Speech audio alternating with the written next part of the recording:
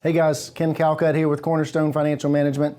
Wanted to give you a quick update after the election. It's Thursday, November 7th. Obviously, we know Trump has won the presidential election. Republicans are going to control Senate for the next 2 years at least. The House is still up in the air. Markets have responded favorably to the results, and ultimately what we wanted was to just get the results. In my opinion, it didn't matter a whole lot from a market perspective who won. The stock market generally just wants to know, what are we dealing with? And so once the election's over, we have the results, we know what we're dealing with. We now have a Republican-led administration. We would expect them to implement policies that make it more favorable for companies to be profitable. Now, they have to go do that. So we have to wait and see. While I'm optimistic that this will be a good setup for markets, we don't know. We have to see what administration does. So the market, what we see on the chart here, this is a 3-year chart. Just want you to see how the markets are moving. This drop right here, 2022, we remember that. Interest rates were rising, caused the market to sell off. 2-year rally now. We're at all-time highs as of yesterday. This is the favorable response to the election right here. I think this is more emotional than fundamental. It'll probably settle down pretty soon, but it's always good to see positive response.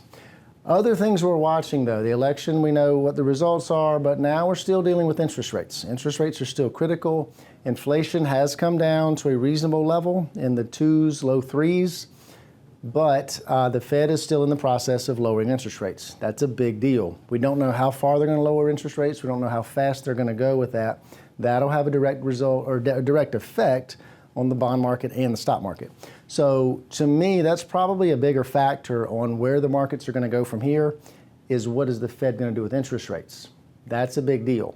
So all of these things still play into where do we go from here.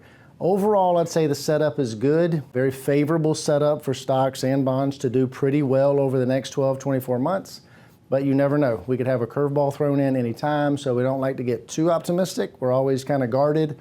Cautiously optimistic is what I call it. Overall, what we are seeing though, markets are responding favorably. Good setup. Interest rates are still important. We're going to see what they do over the next 6, 12, 18 months.